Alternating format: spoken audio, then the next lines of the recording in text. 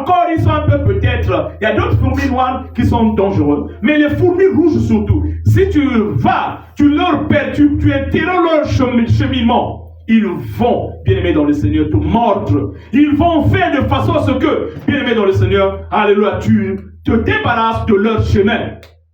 Alléluia.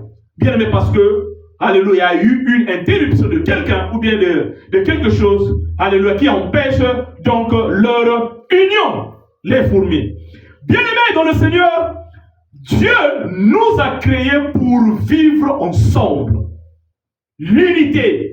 Notre thème donc, l'unité selon Dieu. Nous sommes des êtres humains supposés vivre ensemble, peu importe que toi et moi nous le voulions ou pas. Alléluia. Oui, bien-aimé dans le Seigneur, à l'image des fourmis. Alléluia. Alléluia. Tu peux aujourd'hui dire, ah non, moi je vais aller, alléluia, je vais vivre, alléluia, à mes côtés, je vais vivre moi seul, je vais vivre comme ça. Alléluia. Et nous sommes en train de voir comme notre culture, notre monde est devenu perturbé. Les gens préfèrent même vivre avec les animaux qu'avec les gens. Bien-aimé, avec la parole de Dieu, tu peux bien vivre avec les gens. Alléluia. Tu peux bien vivre. L'unité selon Dieu. Oui, bien-aimé dans le Seigneur, Dieu nous a créés pour vivre ensemble. Nous ne sommes pas donc des êtres unilatéraux ou séparés. Voilà pourquoi, d'ailleurs, Dieu, en le voyant, il a commencé, alléluia, alléluia, à nous montrer l'exemple avec Adam et Ève. D'ailleurs, bien-aimé dans le Seigneur, lui-même Dieu, la seule religion, bien-aimé, voilà pourquoi j'aime être chrétien.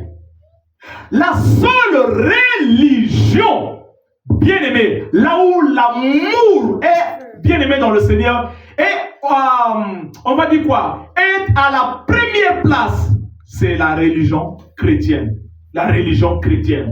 Ou bien encore, là où l'amour est mis en exergue, c'est, bien-aimé dans le Seigneur, la religion chrétienne. Pourquoi? Parce que, bien-aimé dans le Seigneur, Dieu, alléluia, travaille en toi. Tu vas parcourir la Bible, tu verras que Dieu toujours, souvent quand il parle avec le pronom indéfini, c'est-à-dire on. Bien-aimé dans le Seigneur, alléluia, il dit on. Alléluia. Ou bien la première personne du pluriel, nous allons faire ça. Généralement, c'est rare de nous voir je vais faire ça. Tu vas voir toujours. Par exemple, nous allons parcourir les Écritures, tu vas constater ça. Alléluia. Faisons l'homme à notre image, par exemple. Première personne du pluriel. Faisons. Pourquoi il dit faisons l'homme alors que Dieu? C'est tout simplement parce que Dieu travaille en union avec lui-même. C'est-à-dire que Dieu le Père, Dieu le Fils, Dieu le Saint-Esprit. Oui. Bien aimé, ces choses, toi et moi, nous devons le comprendre. Bien qu'ils sont distincts dans leur personnalité, mais ils sont unis dans leur essence et dans leur but. Et cela donc nous amène, bien aimé, nous donne la quintessence même, alléluia, de ce que Dieu veut nous dire aujourd'hui en ce qui concerne l'unité selon Dieu. Qu'est-ce que c'est que l'unité selon Dieu?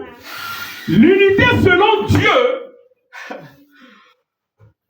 c'est plusieurs personnes différentes ayant un seul but en commun.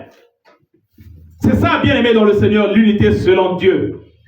Plusieurs personnes différentes parce que, bien aimé dans le Seigneur, Dieu aime la différence. Voilà pourquoi, bien aimé, nous allons, bien aimé, alléluia, les voir aujourd'hui, si Dieu nous permet tout. Alléluia, parce que, bien aimé, nous devons être réveillés afin de savoir, bien aimé dans le Seigneur, comment, alléluia, comment Dieu veut que nous puissions vivre, ou bien comment nous sommes supposés vivre ici bas sur la terre. Bien aimé, Dieu aime les différences. Voilà pourquoi, bien aimé, si tu es noir, sois dans la joie parce que tu es noir. Si tu es blanc, sois dans la joie si tu es blanc. Dieu aime les différences, mais orienté vers un seul but. Si tu es une femme, sois contente. Si tu es un homme, sois content. Bien aimé dans le Seigneur. Si tu es court, sois content. Si tu es lent, sois content. Dieu ne... L'unité n'est pas la similitude des personnes. personnes. Ça dit que tout le monde est similaire. Ça dit que tous même taille, similitude.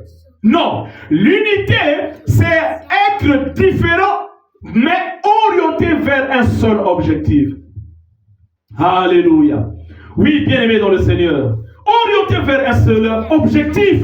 Bien-aimé, il faut accepter les différences, mais vers un seul objectif, glorifier le Seigneur, glorifier Dieu.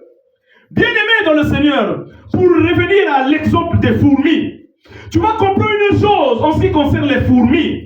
Alléluia. Quand ils sont interrompus, bien-aimé dans le Seigneur, ils se fâchent. Parce qu'ils sont en train de servir un royaume. Nous aussi, bien-aimés dans le Seigneur, alors nous avons un adversaire qui veut interrompre notre union. C'est le diable. N'oublie pas, bien-aimé, bien-aimé, la Bible nous dit que n'ignorez pas les desseins du diable. Le diable a l'objectif de séparer. Le diable a l'objectif de désunir. Mais tu vas comprendre une chose, c'est que le diable, c'est un esprit. Alléluia. Le diable aussi, c'est un esprit. Et comme c'est un esprit, il utilise les gens. Il utilise les animaux. Il utilise toute chose à sa disposition. Ou bien encore faible. Oui, bien-aimé dans le Seigneur. Donc, bien-aimé dans le Seigneur, nous avons l'objectif de glorifier notre Dieu et le diable, alléluia, alors que nous sommes différents, et le diable ne veut pas cela. Parce que le diable sait que quand nous sommes unis, c'est une force, alléluia, que personne, bien-aimé dans le Seigneur, ne peut, alléluia, interrompre. Oui, bien-aimé dans le Seigneur, l'unité est importante. Mais quand tu n'es pas uni d'abord avec toi-même, tu t'en fous, bien-aimé dans le Seigneur, de désunir les autres. Ou bien encore, quand tu n'es pas satisfait de toi-même, tu t'en fous de faire du mal aux autres. Parce que tu n'aimes pas toi-même. Alléluia. La Bible nous le dit dans Jacques, nous allons le voir.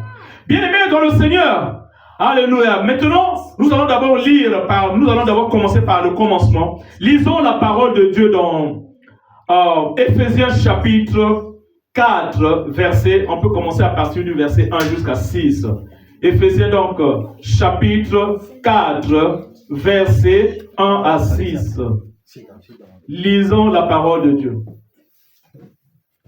Merci Seigneur. Bien-aimés dans le Seigneur, Éphésiens chapitre 4, verset 1 à 6 nous dit ceci. Je vous exhorte donc, moi, ça c'est l'apôtre Paul qui parle, alors qu'il était en prison. Moi, le prisonnier dont le Seigneur a marché d'une manière digne de la vocation qui vous a été adressée, en toute humilité et douceur, avec patience, vous supportons les uns les autres avec charité, c'est-à-dire avec amour.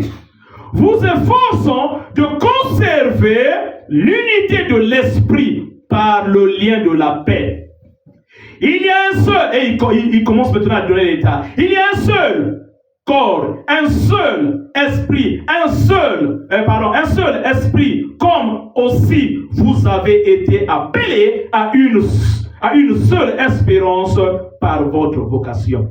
Il y a un seul Seigneur, une seule foi, un seul baptême, un seul Dieu et Père de tous, qui est au-dessus de tous et parmi tous et en tous. Amen.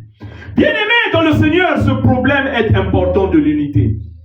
Alléluia. Allons-y dans le verset 3 du même chapitre. Avant de lire ce verset 3, on va d'abord commenter. Si tu vois toi, moi, nous, bien-aimés dans le Seigneur, alléluia, tu es séparé.